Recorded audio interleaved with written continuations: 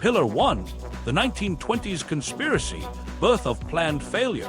3 floors up in a Geneva office on December 23, 1924, men in winter coats hang their hats, sit down and draw a line through an engineer's dream. Their companies make light bulbs, Osram, Philips, General Electric through a British arm, and they've got a problem. Bulbs last too long, people aren't buying fast enough. So they form Phoebus SA, a cartel with a simple rule dressed up as standards.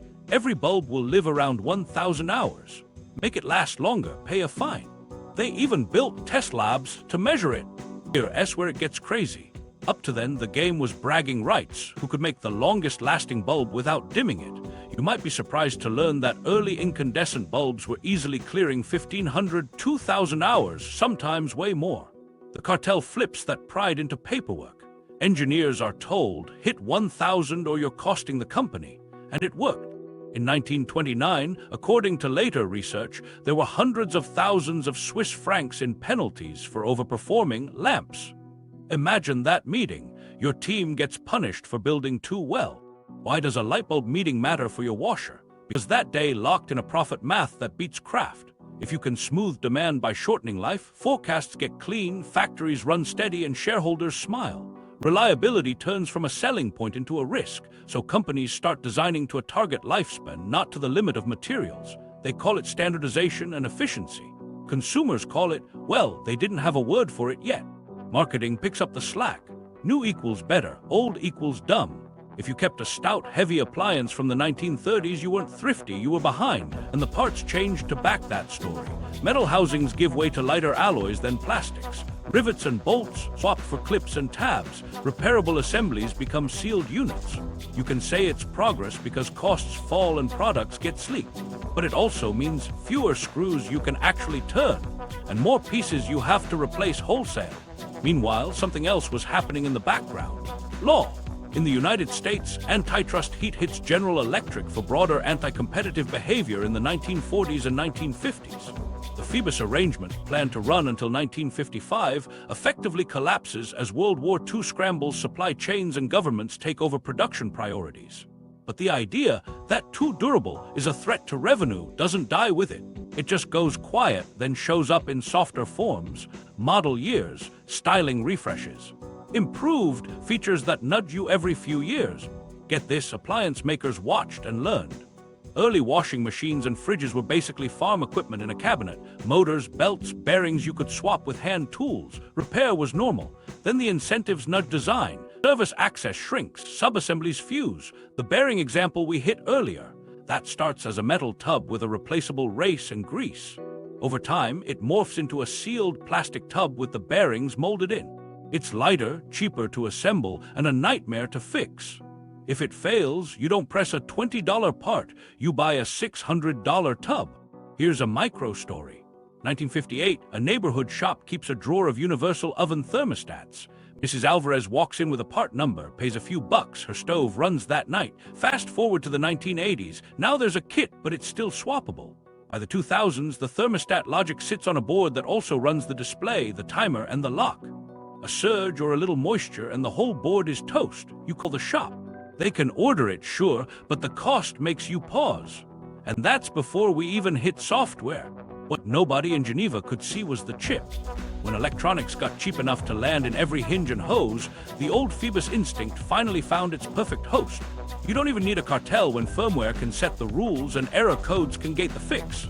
The 1,000-hour trick becomes a 1,000-cycle secret, quality window, buried in thermal tolerances, glue choices, and how aggressive the control logic is when it detects a fault. Officially, it's all about safety and energy savings. Unofficially, the replacement cycle got very tidy. To be fair, not every design choice is a mustache twirl. Plastics cut cost and weight.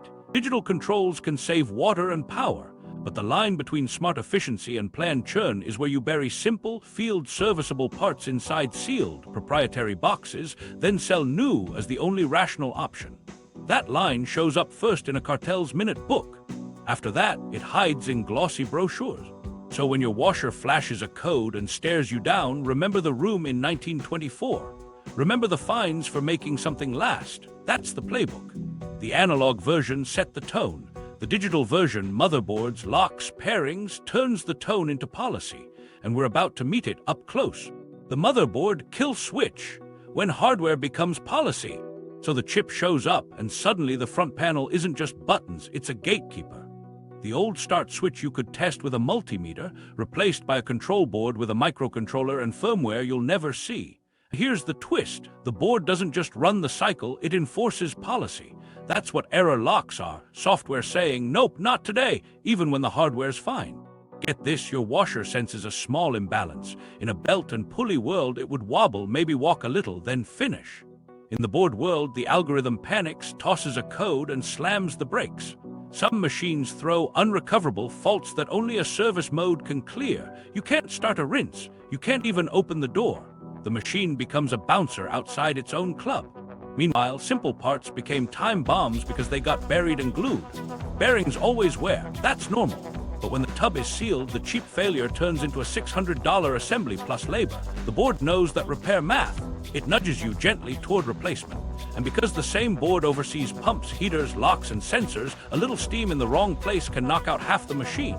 Moisture plus heat equals ghost faults. The board sees noise and calls it doom.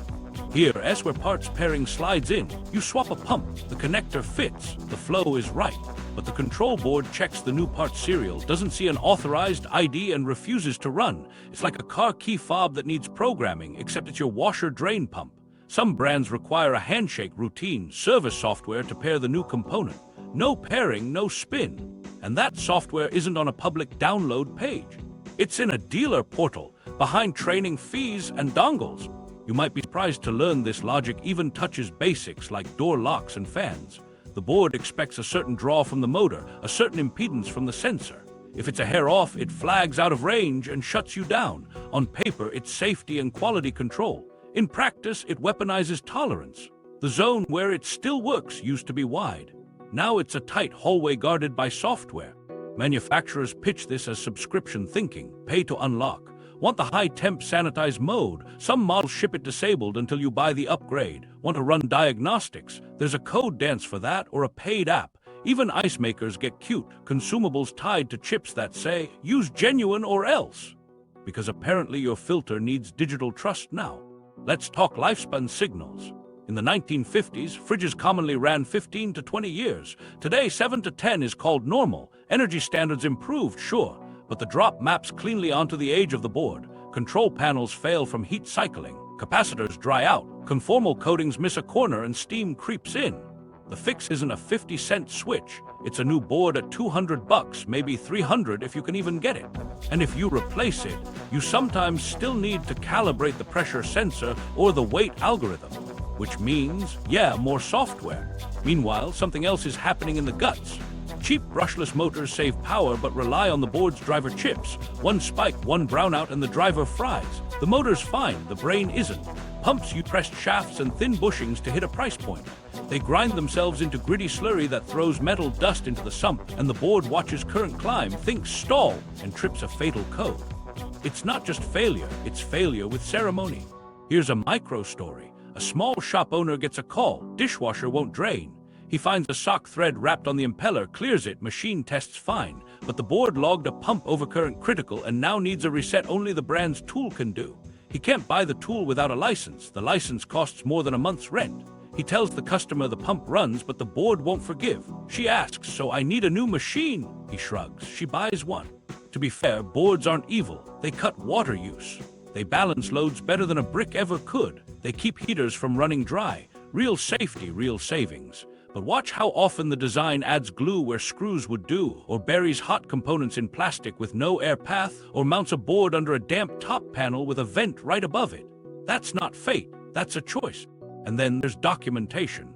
The service manual that tells you how to clear the hard fault, or how to teach the board the new Hall sensor. Not in the box, not on the brand site. It's in a restricted library.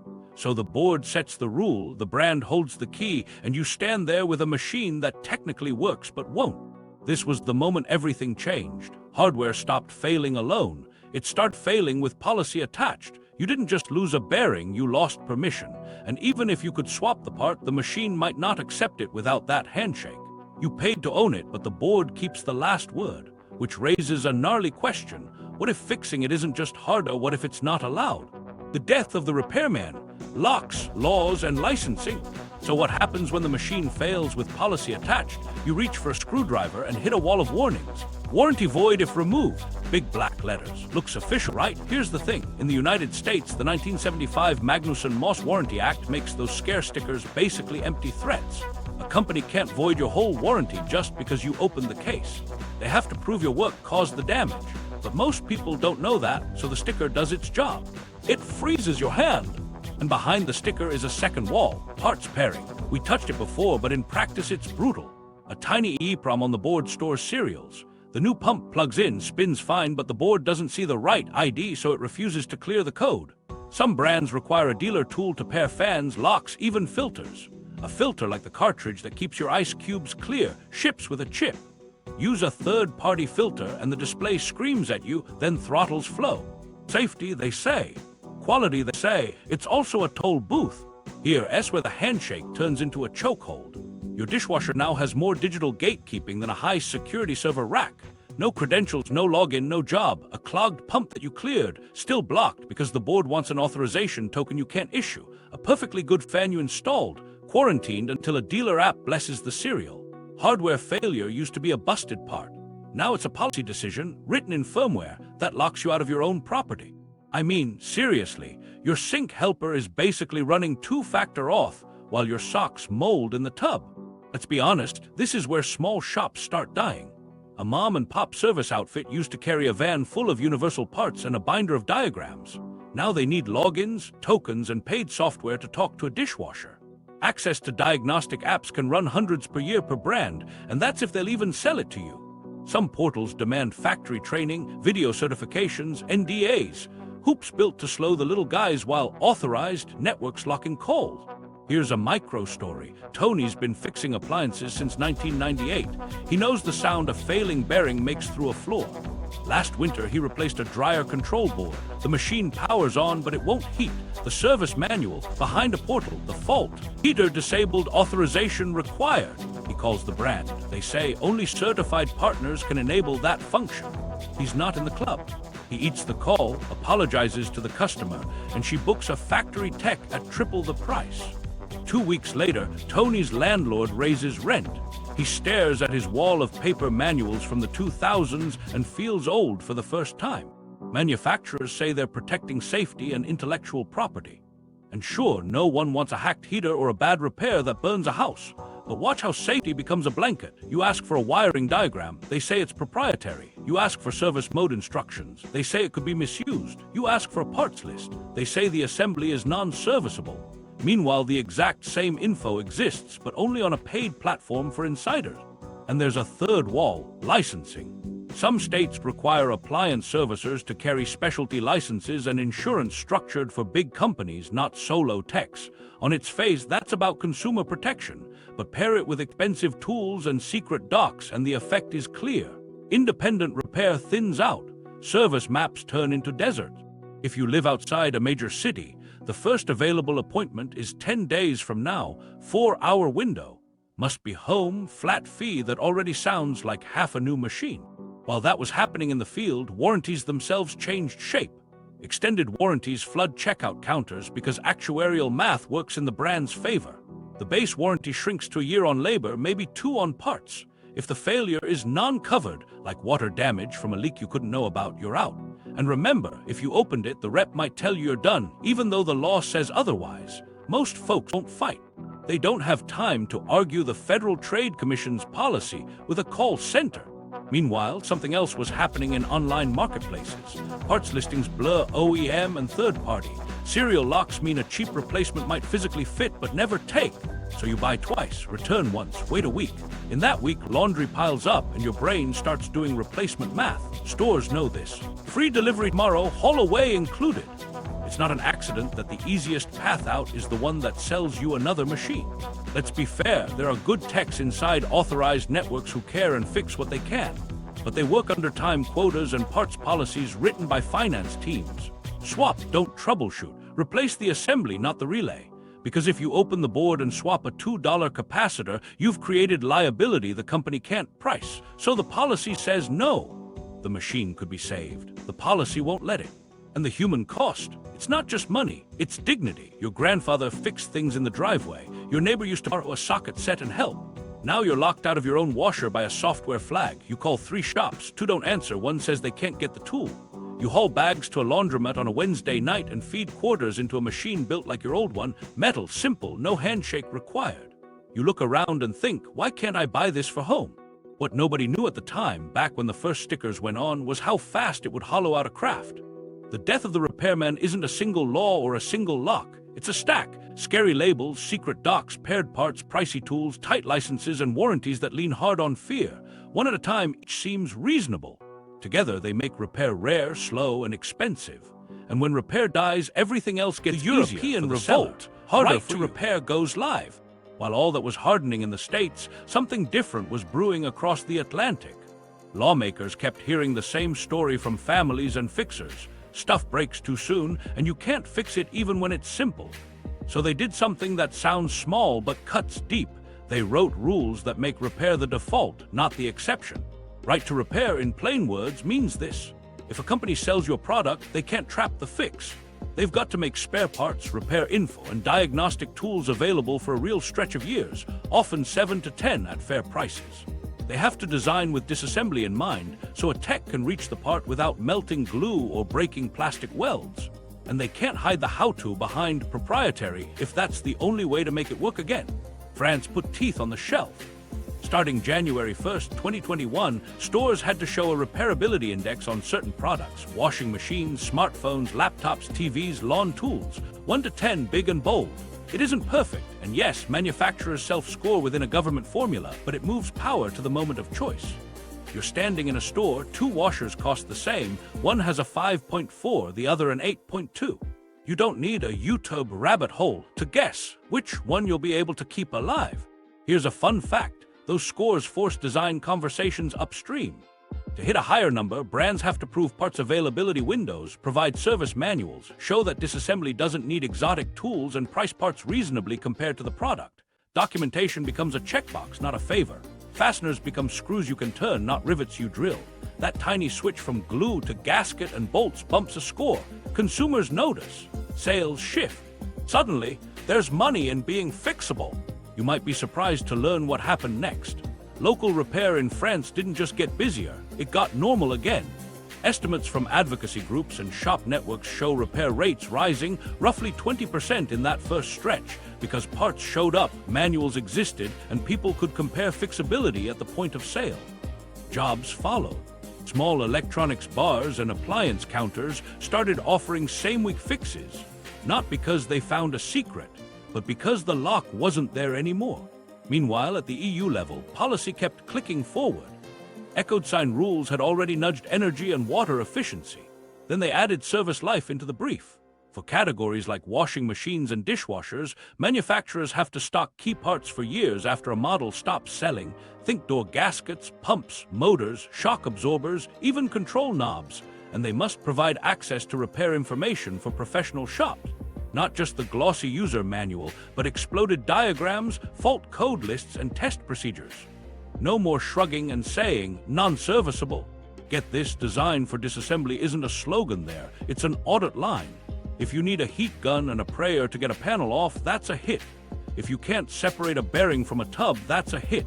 If a board is sitting under a steam vent with no protection, that's a hit. Over time, those hits cost sales. It's not instant, but it adds up. Of course, pushback arrived dressed as safety and IP, just like here. Some brands leaned on software locks, arguing that unauthorized resets could bypass crucial protections. Some buried pairing routines deeper in dealer tools, but regulators and courts started drawing a line. Safety is valid, gatekeeping basic diagnosis is. So you see compromises. Service modes accessible with button codes, PDFs that outline tests, portals where independent shops can buy access without pledging fealty to one brand. Here's a micro story. A Paris repair co-op gets a Bosch washer with a dead pump. 5 years ago, they'd fight forums for a manual. Now they log into a paid but open portal, print the pump test, order the exact impeller assembly with the right gasket, and swap it that afternoon. The machine passes self-test, no pairing drama, customer pays far less than a new unit, and the washer avoids the skip. Nothing heroic, just a normal fix made possible by rules. The France index did show cracks. Because manufacturers score themselves within a formula, some gamed the math, great on documentation, less great on part prices. Advocacy groups called it out. The government tweaked guidance and, more importantly, signaled a durability index is coming next, so you don't just rate ease of fix, you rate how long it tends to last. Shine light, then sharpen it. Let's be honest, Europe isn't a repair utopia. There are still sealed tubs out there. Software still runs the show, and certain brands try to make pro-only info a maze. But the arc bent when a sales tag says 6 and the one next to it says 8.6. Shoppers ask why. When a tech can buy the manual without a backdoor, they stay in business. When parts must exist for 10 years, a landfill loses a little pile every week. Meanwhile, something else was happening in boardrooms. Fixability scores became marketing. We're an 8.9 this year. That pressure rolls backward into engineering. A designer swaps rivets for screws because the score matters. A buyer negotiates better part pricing because the index dings them for gouging. It's not vibes, it's a spreadsheet. The thing the Phoebus mindset understood, numbers push behavior, finally works for the other side. So what does this mean for you, standing in a US big box store? It means there's proof of concept. Laws can crack the lock, labels can steer demand, parts can be stocked, manuals can exist. And when they do, families spend less, small shops live, and machines run longer. Europe called the bluff. Now the only question is who writes the rules here. Rising tension. The Phoenix strategy